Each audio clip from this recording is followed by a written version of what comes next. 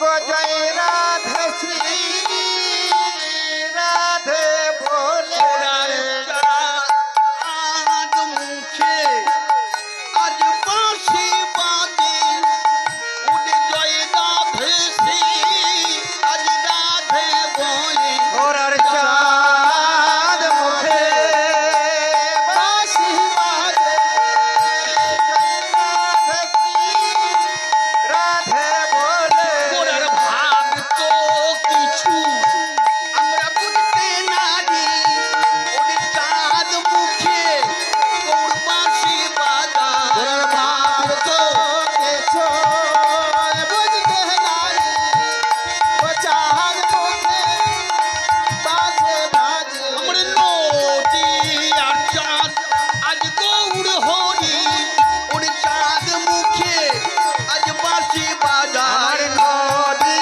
আর চাঁদ গৌর হরি চাঁদে মুখে বাঁশি বাজে আমার নদী আর চাঁদ আজ গৌর হরি চাঁদ মুখে আজ বাঁশি বাজায় এ নদী আর চাঁদ গৌর হরি চাঁদ মুখে বাঁশি বাজে আমি তো কিছু আমরা বুঝতে নারি নদী আর চাঁদ আজ গৌর হরি ওরে ভাবে তো কিছু বুঝতে নারি নদী আর চাঁদ গৌর হরি ভাবে তো কিছু বুঝতে নারি মানে নদী আর চাঁদ গৌর হরি ভাবে তো কিছু বুঝতে না রে নদী আর চাঁদ গৌর হরি তুমি স্বরূপ স্বরূপ জানো নদী আর চাঁদ গৌর হরি ওরে তুমি স্বরূপ স্বরূপ জানো নদী আর চাঁদ গৌর হরি তুমি স্বরূপ স্বরূপ জানো নদী আর চাঁদ গৌর হরি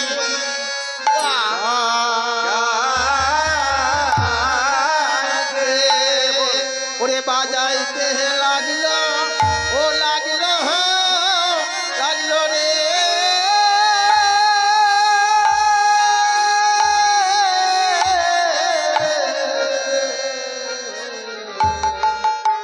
আজ মুরলি রন্দে আর মরলির রন্ধে ফক আর মরলের রন্ধে ফক আমার জিয়া গোরা চাঁদ রে আজ মরলির রন্ধে ফক আজ দিয়া গোরা চাঁদ রে মরলের রঙে ফটো আজ দিয়া গোরা চাঁদ রে সমরি পুরব লীলা ত্রিভঙ্গ হইয়া মোহন মুরলি গোরা বিনোদে অধরে লই দাদা পিছনে বাচ্চাগুলো একটু থামান তো সমরি পুরব পিছনে বাচ্চাগুলো অর্থাৎ একটু দাঁড়ান পূর্বের লীলাকে স্মরণ করে আমার মহাপ্রভু আজকে কোন ভাবের উদয় মুরলির রন্দে ফুকো দিয়া গোড়া চাঁদ গোরা চাঁদ আমরা প্রত্যেকে জানি যে মহাপ্রভু শিবা সঙ্গনে হরিনাম করে, হরি বলে নাচে, হরি বলে গান করে। কিন্তু সেই মহাপ্রভু হঠাৎ আজকে বাঁশি বাজাচ্ছে। এই যে বাঁশি কেন বাজাচ্ছে, আগে নদিয়া নাগরী আর এক নাগরীকে জিজ্ঞাসা করছে, বলছে নাগরী গো, আমরা দেখেছি আমাদের গৌর হরিকে দিবানিশি শিবা সঙ্গনে হরিনাম করে, হরিনামে করে, কিন্তু জানি না গৌর হরি এ কোন ভাবের উদয় গৌর হরি বাঁশি বাজাচ্ছে। বাঁশি বাজাচ্ছে। তাহলে গৌর হরি হরি নাম ছেড়ে দিয়ে বাঁশি বাজাচ্ছে কেন? আপনি যদি একটা কর্ম নিযুক্ত থাকেন, হঠাৎ করে যদি আর একটা কোনো কর্ম করতে যান, লোকে বলবে বাবরে এ লোকটা কত কিনা জানে। একটা কর্ম তো করেই আমরা এইটাই বলে মানে করতে বলে জানতাম, সব কাজই জানে দেখছি। তাই মহাপ্রভু হরি নাম করতেন, হঠাৎ করে বাঁশি বাজা দেখে নদিয়াবাসীগণ বিস্ময়ে পড়ে গেছে যে কেন বাঁশি বাজাচ্ছেন গৌর হরি। বললেই যে গৌর হরির ভাব, এ কোন ভাব, কোন ভাবের উদয়, এই কথাটা তোরা কেউ বলতে পারবি? বলে না, আমরা বলতে পারবো না। তাহলে কেউ কি এমন কেউ কি নেই এই নদিয়া নগরে যে গৌর হরি কেন বাঁশি বাজাচ্ছে এই সৎ উত্তরটা দিতে পারে? বলে পারে। এই নদিয়া নগরের মধ্যে যদি কেউ পারে, একমাত্র আমাদের নিতাই গৌরানা ঠাকুর সীতাপতি অদ্বৈত বলতে পারে। তাহলে সীতাপতি অদ্বৈতের কাছে চলো। সীতাপতি অদ্বৈতের মন্দিরে এসে ভক্তগণ ডাকাডাকি করছো, গো সীতাপতি অদ্বৈত তুমি কি মন্দিরে আছো? যেই ডেকেছে ভক্তদের ডাক শুনে মা সীতাপতি অদ্বৈত মন্দির থেকে বেরিয়ে এসেছে। এসে বলছে, ভক্তগণ তোমরা তো ডাকাডাকি করছো কেন? বলে প্রভু আমরা বিস্ময়ে পড়ে গেছি। বলে কি বিস্ময়? না আমরা দেখেছি আমাদের মহাপ্রভুকে হরিনাম করতে দেখেছি শিবা সঙ্গনে, কিন্তু আজকে মহাপ্রভু বাঁশি বাজাচ্ছে। বলে ও মা, গৌর হরি বাঁশি বাজাচ্ছে বুঝি? বলে হ্যাঁ গো। চল চল দেখি, একবার দেখে আসি গৌর হরির বাঁশি বাজানো, একবার রূপটা আমি এবার দর্শন করি। বলে সীতাপতি অদ্বৈত ভক্তদের সঙ্গে এসে দেখছেন সীতাপতি অদ্বৈত হ্যাঁ গৌর হরি বাঁশি বাজাচ্ছে।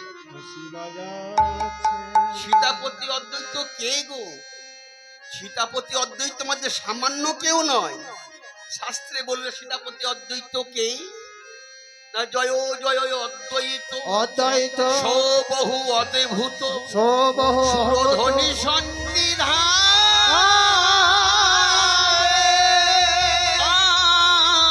আখি মুদি রহে রহে নয়নে ধারা বহে আসনতি তিলঘাম আসনতে সেই অদ্বৈত আচার্য আমার যে গঙ্গা জলে তুলসী দিয়ে নিতাই গৌর দুটি ভাইকে এনেছিলেন। কোন সময় এনেছিলেন? না যখন অদ্বৈত আচার্য আমার যখন এলেন এই ভুলোকে, কৈলাসপতি মহাদেব যখন এলেন, এসে যখন দেখছেন কি না কলির ঘোর তিমিরে গদাসন জগজনে জগজনে ধর্ম করম ও বহুদূর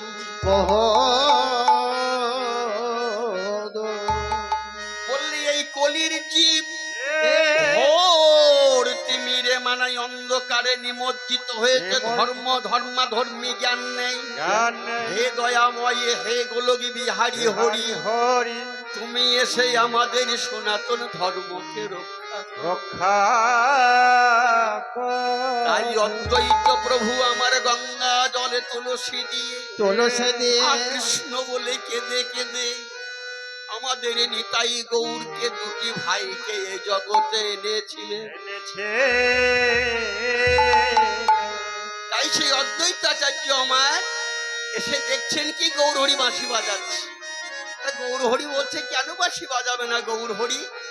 আগে দেখ গৌরের স্বরূপখানা চিন্তা কর। গৌর হরি কে? কে গো গৌর হরি? বলে গৌর হরি আমার অন্য কেউ নয়। কেউ নয় কে জানিস গৌর হরি? আমাদের বোঝের নন্দন যে কে এবে শচী সুত হইল হইল সে। সে আর বলরাম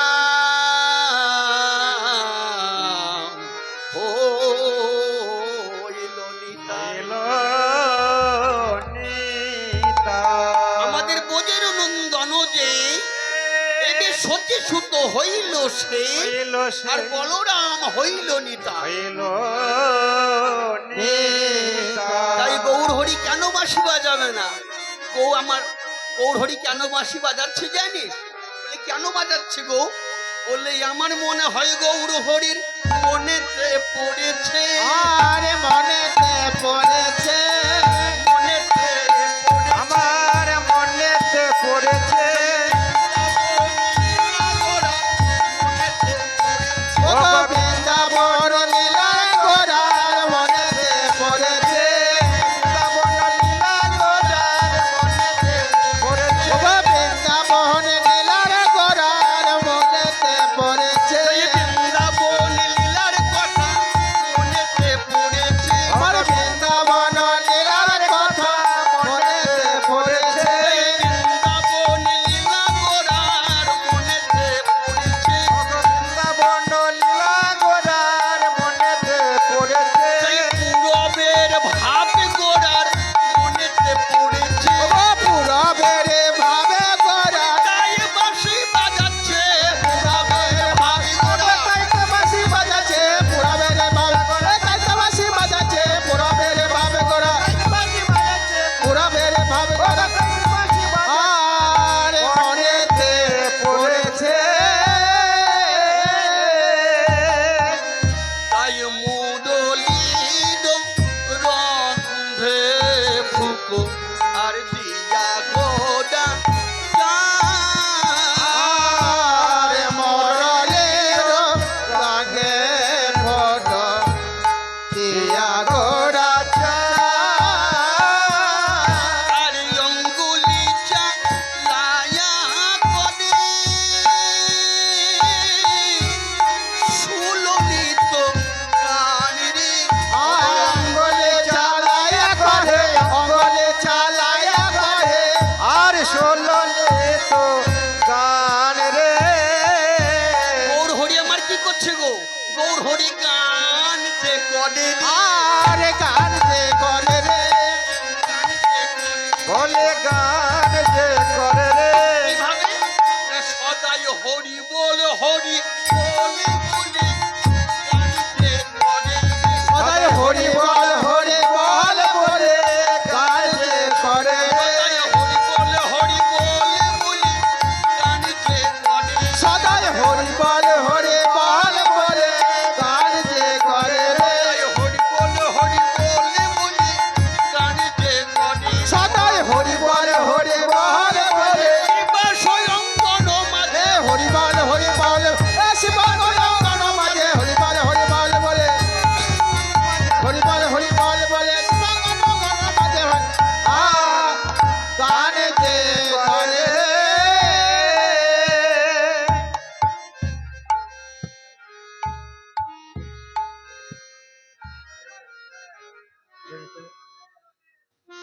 জয় গুরু জয় গুরু।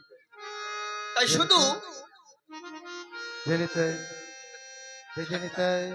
তাই শুধু মহাপ্রভু আমার হরি বলে নাচছে। যেই গান করেছে অমনি মহাপ্রভুর মধুর গান আকাশ বাতাস মুখরিত করে প্রত্যেক নদিয়া বাসীর ঘরে ঘরে গ্রাম পৌঁছে গেল। যেই পৌঁছে গেছে অমনি এক নদিয়া নাগরিক আর এক নাগরিকই বলছে দিদি গো ও দিদি যাবি না মহাপ্রভুর গান শুনতে? মহাপ্রভু চাঁদ বদন খানা একবার দর্শন করতে যাবি না? ওই দেখ মহাপ্রভু বাসী মহাপ্রভু হরিনাম করছে শিবা সঙ্গ।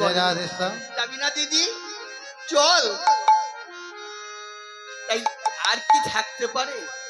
মহাপ্রভু সুললিত কণ্ঠে মধুর গান শুনে আর কি নদিয়াবাসীগণ ঘরে কেউ বসে থাকতে পারে মা? থাকতে পারে যেই শুনেছে মহাপ্রভুর হরিনামের ধ্বনি অমনি আর আর কেউ থাকতে পারছে না, অধৈর্য হয়ে গেছে তারা। যেমন বর্তমানে ভক্তমণ্ডলী মায়েরা বাবারা একটা কথা বলি, যেমন এখানে আজকে নামরূপী যে এখানে কৃষ্ণ দর্শন হচ্ছে, এখানে বাঁশি বেজেছে মধুর বাঁশি। আপনারা প্রত্যেকে আপন আপন সংসার, স্ত্রী পুত্র কন্যাকে ছেড়ে দিয়ে সব ঘর দুয়ার গোবিন্দ চরণে দিয়ে সব এখানে সমবেত হয়েছে। কার টানে? এই বাঁশির টানে। হয়তো দু একজন এসেছেন, যাওয়া আসা করেছেন, কিন্তু সদল বলে এইভাবে কেউ আসেননি। কিন্তু আজকে যে ভগবানের বাঁশি বেজেছে, তাই আজকে আপনারা আপন আপন সংসার ছেড়ে দিয়ে স্ত্রী পুত্র স্বামী সবকিছু ত্যাগ করে আজকে এখানে সমবেত হয়েছেন কেন? এই ভগবানের নামের জন্য। তাই যেই মহাপ্রভুর নাম শোনা মাত্র কানে আর ধৈর্য ধরতে পারছে না যত বজুবাসীরা, যত নদিয়াবাসীগণ আর থাকতে পারছে না, তারা করছে কি? তাই নদিয়ার লোক যত, নদিয়ার লোক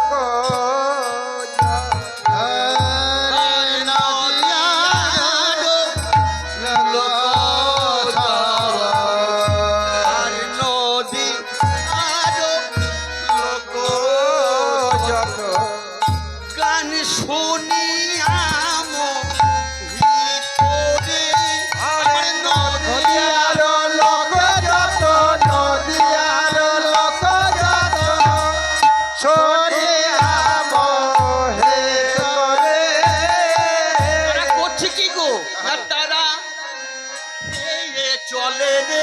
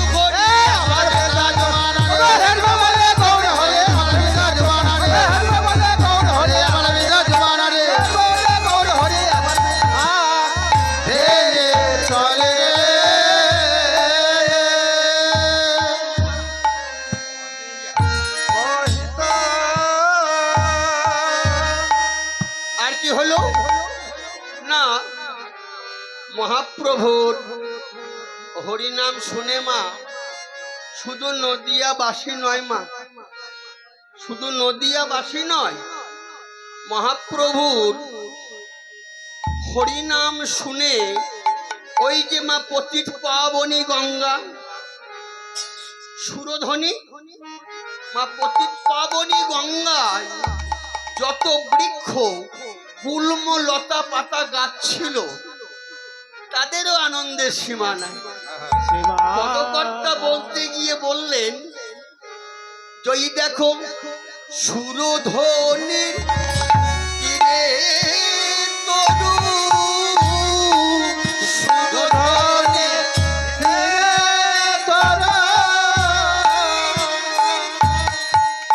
আর সুরধ্বনির তীরে তরু, আর সুরধ্বনির আর লতাও ফুল কি তোরে আমার সুরধ্বনির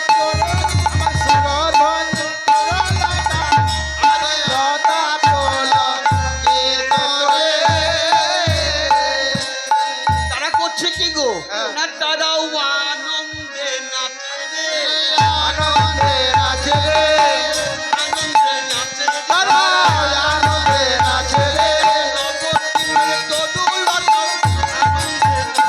আমার নবদ্বীপের তরুলতা আনন্দে নাচে রে তরুলতা আনন্দে নাচে রে এবার নবদ্বীপের তরুলতা আনন্দে নাচে রে নবদ্বীপের তরুলতা আনন্দে নাচে রে এবার নবদ্বীপের তরুলতা আনন্দে নাচে রে নবদ্বীপের তরুলতা আনন্দে নাচে রে নবদ্বীপের তরুলতা এমনি হরি নামের গুণে আনন্দেতে তরুণ আছে হরি নামের ওপর আনন্দে তরুলতা হরি নামের ওপর আনন্দে তরুলতা হরি নামের ওপর আনন্দে নাচে রে আরে লতা বলন্ত বাহ। আরে ভুবন ভুলাইলো গোডা এই ভুবন ভোলাইলো আরে আরে হরি নামে সরে রে আরে ভুবন ভোলাইলো গোরা তার হরি নামের স্বরে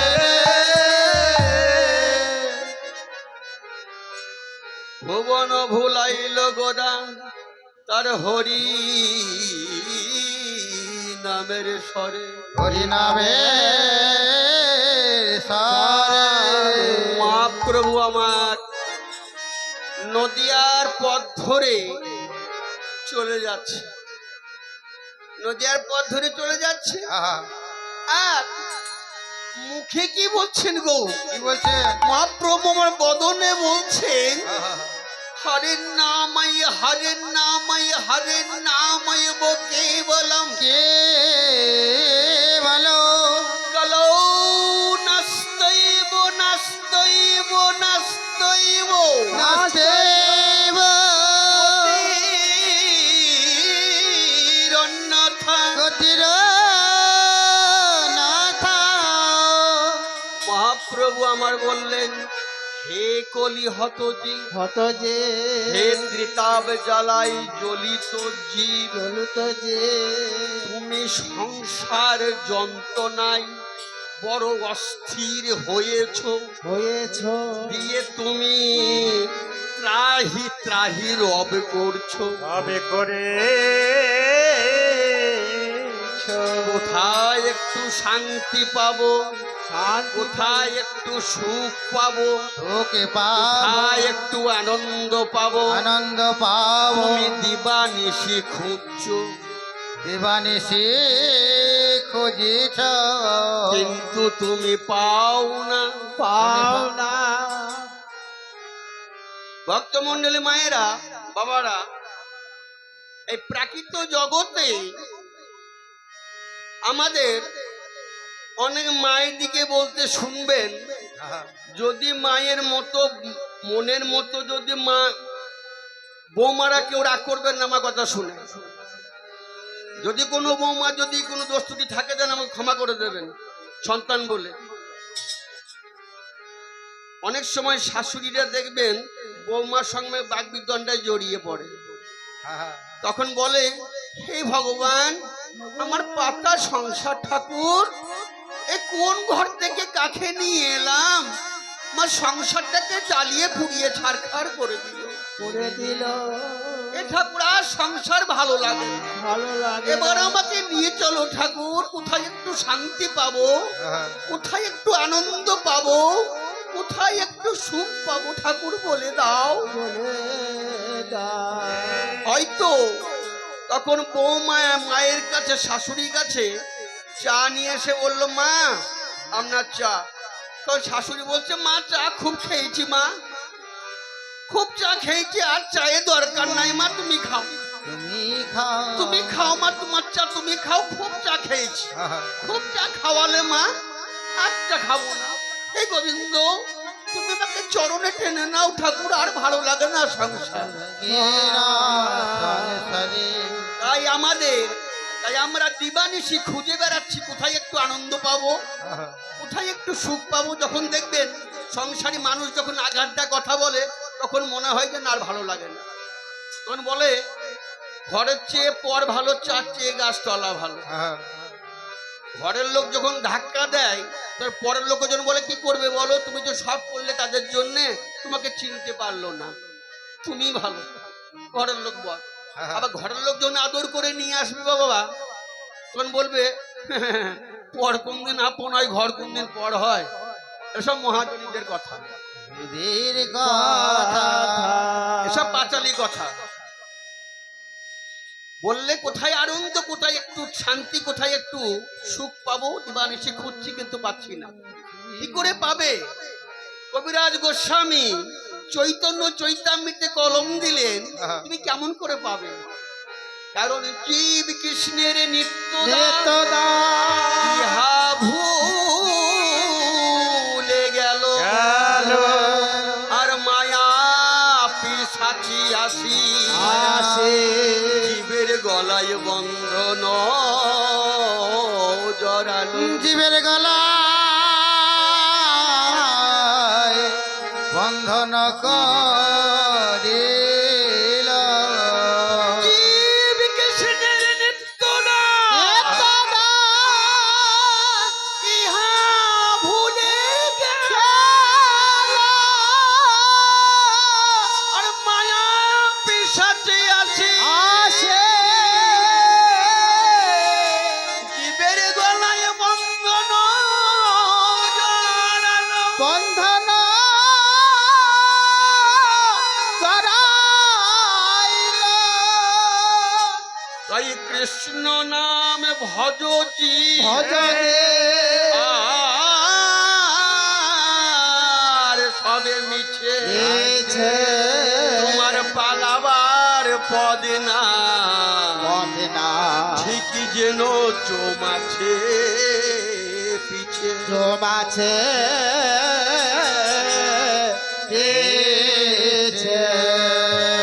এই যে আমরা বলি বাবা আমাদের মায়ার সংসার, বলি না কি মায়ার সংসারে জড়িয়ে গেলাম ঠাকুর।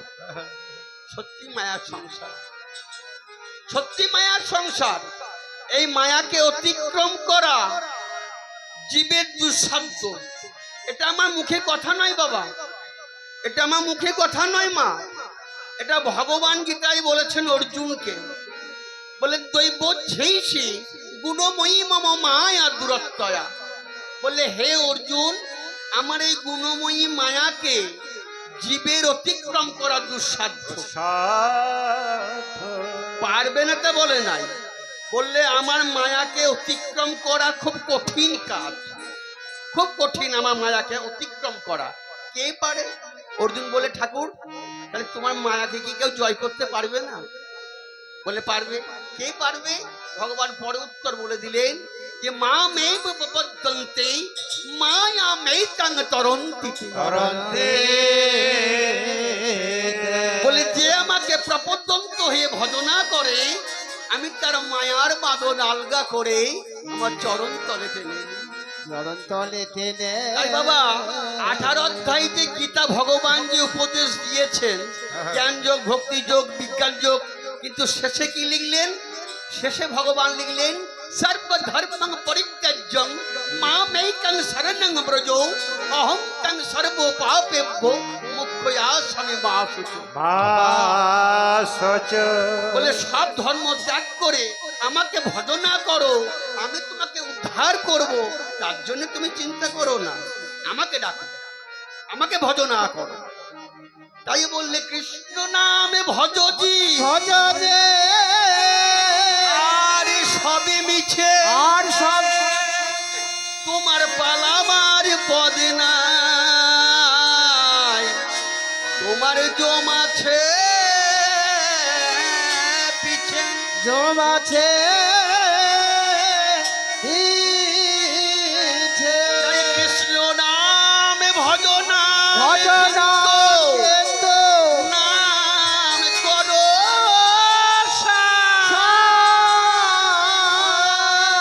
আর অনন্ত কৃষ্ণের নাম মহিমা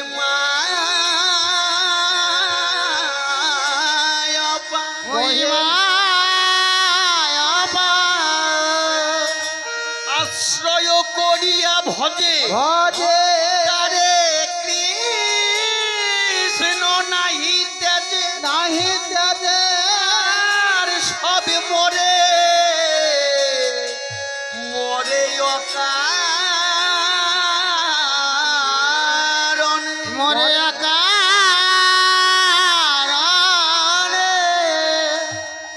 এটা আমার মুখে কথা নাই বাবা, ভগবান বললেন আশ্রয় করিয়া ভজে ভজে তারে কৃষ্ণ নাহি ত্যাজে নাহি ত্যাজে আর সব মরে অকারণ। মরে আকারণে। যাদের উঠতে বসতে শুতে মায়েরা ভগবানের চরণে শরণাগতি হয়, যারা উঠতে বসতে শুতে ভগবানের নাম নেন, আমি কথা দিচ্ছি, যদি বলেন কে কথা দিচ্ছে, আমি দিচ্ছি।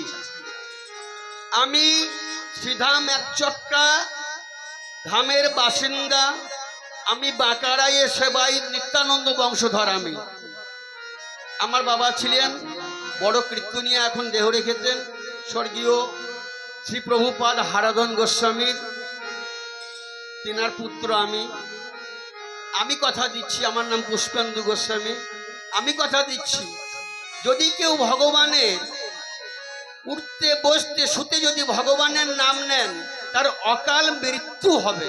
মৃত্যু হবে তবে কি মা, আপনি যদি মনে করেন আমি কি তাহলে দীর্ঘায়ু মানে দীর্ঘজীবী হব না, সেটা হবে না। কেন বলছি, কারণ ভগবান বললেন জাতস্য মরণাং ধ্রুব, যে জন্মেছে তার মৃত্যু অবধারিত, এটা কেউ রক্ষা করতে পারবে না। ভগবান বলছে আমি নিজেই তো দেহ পাল্টেছি, তো তুমি তো সামান্য মনুষ্য। হ্যাঁ, তবে কি মৃত্যুটা হবে সুখের। মরণ রে তুহু মোর শ্যাম সময়, সময়ে যাবেন, ভালোভাবে যাবেন, অকালে যাবেন না। একটা যদি মনে করুন 95 বছরে যদি বৃদ্ধা বা বৃদ্ধ যদি দেহ রাখে, তা লোকে বলবে খুব সুন্দর গেছে, নাতি পৈনাতি দেখলো, আবার কি সুখের মরা, বলে না খুব সুন্দর দেহ রেখেছে, 90-95 হলো, নাতি পৈনাতি সব দেখলো, কত কি দেখলো, আবার কি ভালো গেছে। একটা যদি 16 বছরের যুবক মারা যায়, লোকে হায় হায় করবে, বলবে আহা ছেলেটা অকালে চলে গেল গো, অকাল মৃত্যু, কালে গেল না, কাল প্রাপ্ত হলো না, অকালেই চলে গেল। তাই বলছে যদি কেউ ভগবানের চরণে যদি শরণাগতি হয় আর ভগবানের নাম করেন, তাহলে অকাল মৃত্যুকে ঠেকানো যাবে। যেমন সর্পে দংশনে, বজ্রাঘাতে মৃত্যু, চলে যাচ্ছেন গাড়ি অ্যাক্সিডেন্ট, গলায় দড়ি দিয়ে মরা, বিষ খেয়ে মরা, এগুলো কিন্তু আপনার মধ্যে তখন কিন্তু থাকবে না যদি ভগবানের চিন্তা করেন। আমরা কিন্তু সেটা করতে পারি না, ভগবানের চিন্তা করতে পারি না বলেই আমাদের এই সব এত সংসারে এত মা অসুবিধে। তাই যাই হোক, আর বেশি বাড়াবো না এদিকে। আমি মহাপ্রভু আমার বলতে বলতে চলে যাচ্ছে নদীয়ার পথ ধরে। তাই ভুবন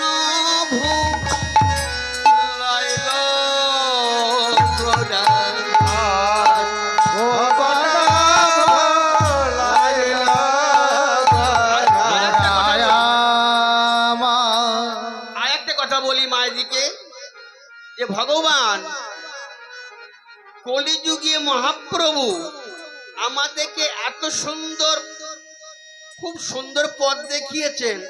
অন্যান্য যুগে ভগবানকে ডাকাখানে কঠিন ছিল, কিন্তু এত সুন্দর পথ কোনোদিন কোন যুগে কোনো কেউ দেখাতে পারেনি মহাপ্রভুর মতো এত সুন্দর পথ। যদি বলেন কেমন, কৃত যদ্ধায় বিষ্ণু তাং যজতে মুখ তাপরে পরিচর্যালো তদ্ধরতি কীর্তনা।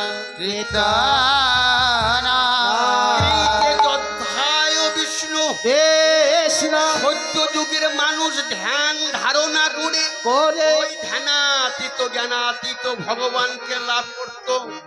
তাতে চাই পরম আয়ু। হাজার হাজার দেখবেন মহাভারত রামায়ণ দেখবেন যে হাজার হাজার বছর তার তপস্যা করছে, আর আমাদের তো 60 বছর পরমায়ু। আমাদের পরমায়ু কত 60, আর তারা 60,000 বছর ভগবানের জন্য ধ্যান করেছে, তবে ভগবানকে পেয়েছে, লাভ করেছে।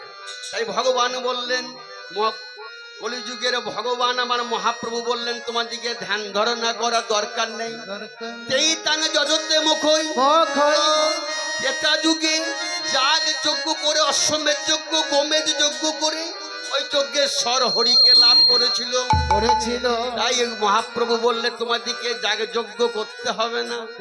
তারপরে পরিচর্যার দ্বারা মা যশোমতী, নন্দরাজা, ললিতা, বিশাখা, রাধারানী আদি সখীগণ পরিচর্যার দ্বারা ভগবানকে লাভ করেছিলেন। মহাপ্রভু বললে তাও দরকার নেই, কে বলে একবার মুখে হরি বলো, মুখে করো, হাতে করো কাজ, মুখে বলো হরি, অনায়াসে যাবি তুই ভব সিন্ধু তরি।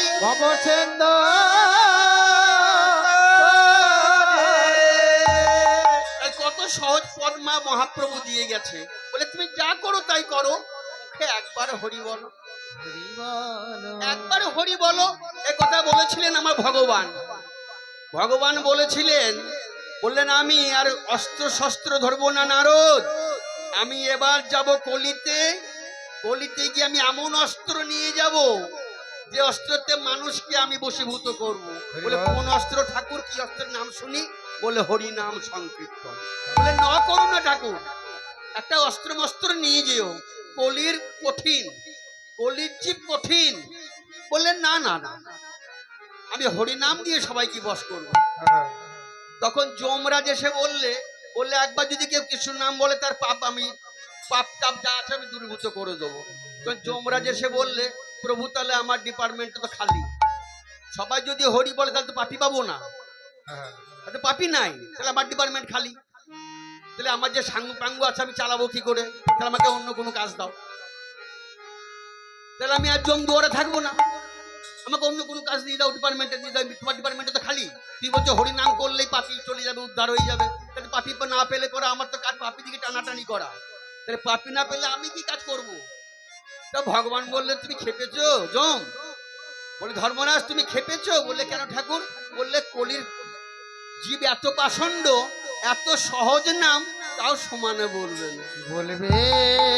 না, যারা বলবে তাদেরকে উদ্ধার করবে, আর যারা না বলবে তাদেরকে নিয়ে এসে তোমার ওই গারদে তাই মহাপ্রভু আমার চললেন বলতে বলতে, ওরে ভুবন ভূ এই ভুবন